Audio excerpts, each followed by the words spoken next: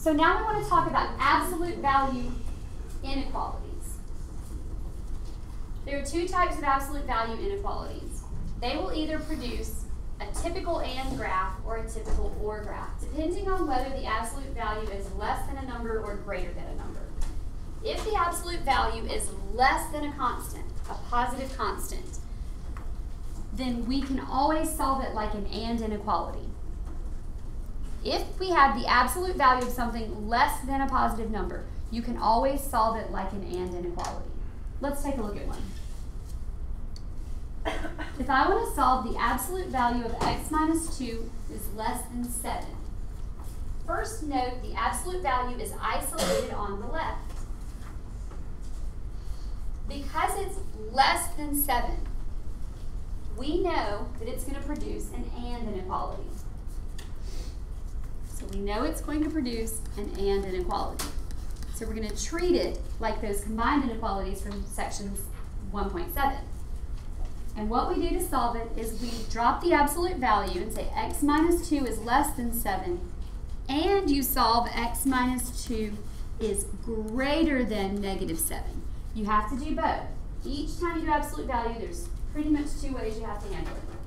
You have to do exactly what's there, and on the other side, you do what's inside the absolute value, but you flip the sign and you change the sign of the number. Solve them both. We said that x is less than 9 and x is greater than negative 5. And if I want both of those things to be true at the same time, we'll look at them on a number line, negative 5, 9. Are y'all good? Negative 5 and 9. There'll be parentheses, and the area of overlap is where? In the middle. That's the way absolute value inequalities that are less than a number works. Less than produces an AND graph. Less than is AND. Greater produces an OR graph. It's very different from quadratic inequalities where you don't know which one it's going to produce. You just don't ever know. You have to test it and find out.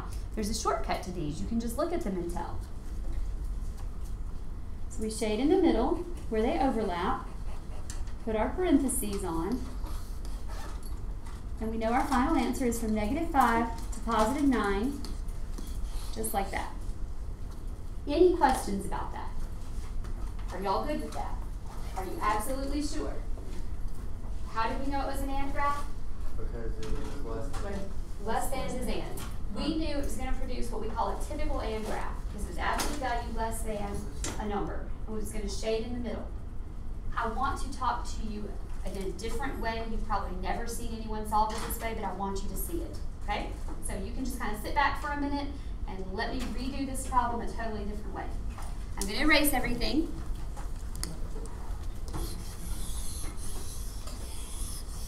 There is a different way to solve these where you don't assume that it's going to be an AND graph.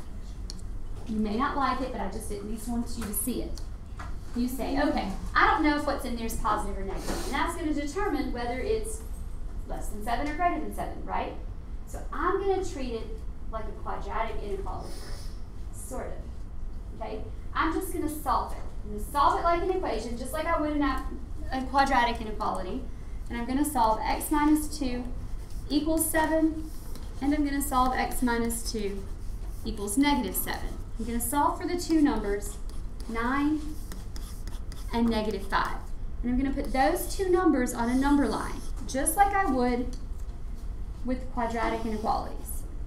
And then I'm going to say, you know what, I don't know whether it shades here, whether it shades here, whether it shades here. I don't know where it's true or false. But anytime I don't know where it's true or false, I can just take a test number and substitute it in. So I can say, let's test negative 6, 0, and 10 into the original. So if I test those three numbers into the original, if I put negative 6 into the original, I get the absolute value of negative 8 is 8 less than 7? No, it's false. So this area remains unshaded. Now let's substitute 0 in. Absolute value of negative 2 is 2, and 2 is less than 7, true or false? True. And finally, substitute in 10. Absolute value of 10 minus 2 is absolute value of 8. 8 is less than 7 is false. So it turns out that the only section, even when we solved it by just substituting and checking and testing into the number line, the only section that worked was right here. You can always do this by test numbers. It's just that there happens to be a shortcut because it's an absolute value inequality. But you could still do it by test numbers.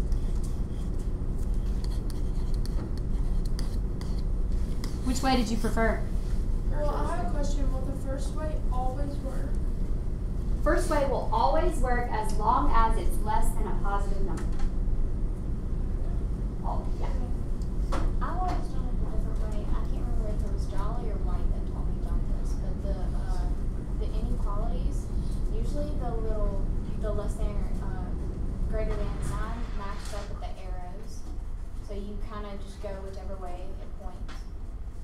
Those makes sense. You got an X on the left, whatever way. Got it. That's what I've always That'll probably work too.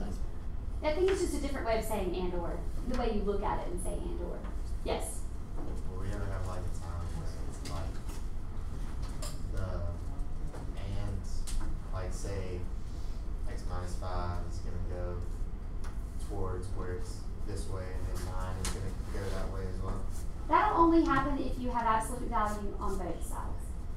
And we'll talk about those a little bit later on. Are these ever? And as long as it's just absolute value on one side and a number on the other, they'll behave very typically. They will either shade between or they will shade on the edges.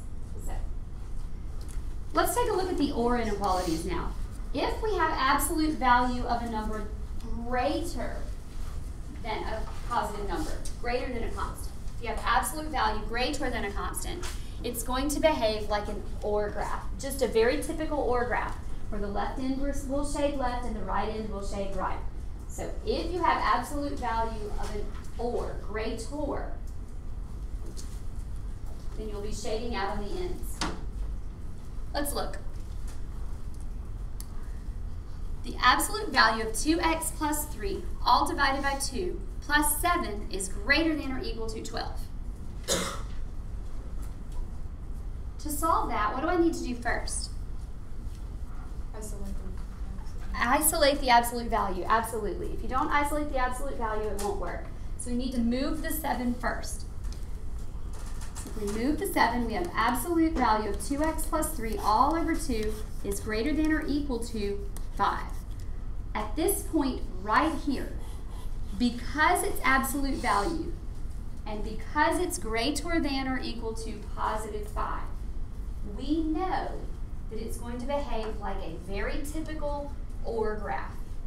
When I solve it, it's going to be shaded on one end and shaded on the other. You're going to have two different pieces that work. Do you guys understand that? Okay, so what we do is we drop the absolute value, and for the first thing, we just solve what's there. Now for the other thing, we take what's in the absolute value, we change the inequality sign to less than or equal to, and we change the 5 to negative 5. And then we just solve them both. To solve the left-hand side, I'm going to solve it by cross-multiplying. Tell me why I'm allowed to multiply by 2 here on both sides, but I wasn't allowed to in the rational inequalities multiply. There's no variable. It's not a variable. You can multiply an inequality by a number. You just can't multiply it by a variable. When I cross-multiply by 2, I'm not multiplying by a negative, so I don't have to worry about changing any signs. So I just have 2x plus 3 is greater than or equal to 10. 2x is greater than or equal to 7. So x is greater than or equal to 3.5 or 7/2. There's one of my answers. The other one, when I put it over 1, and I multiply both sides by 2, I get 2x plus 3 is less than or equal to negative 10. 2x is less than or equal to negative 13. And 1x is less than or equal to negative 6.5. Are you guys okay with that? Yes? I thought if you multiplied by a negative. I didn't multiply by a negative. I multiplied by a positive 2. You multiply up. Yeah, you multiply 2 by negative 5. Okay. So, yeah, it's not the negative 5 is not dropping down and multiplying by the bottom. The 2 is being multiplied by the top. And so it's whatever you're multiplying by. That's a good question, though. So now we have a number line where we have negative 6.5 and positive 3.5. And you can see this time, instead of overlapping in the middle, they're running away from each other.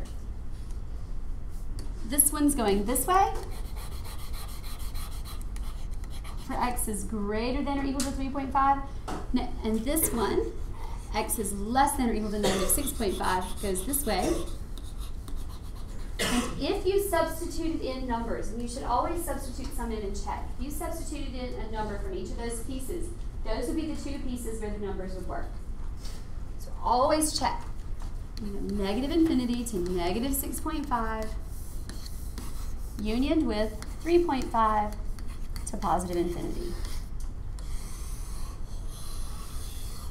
I don't think you guys will have any trouble with those. Most of you remember them from Algebra 2.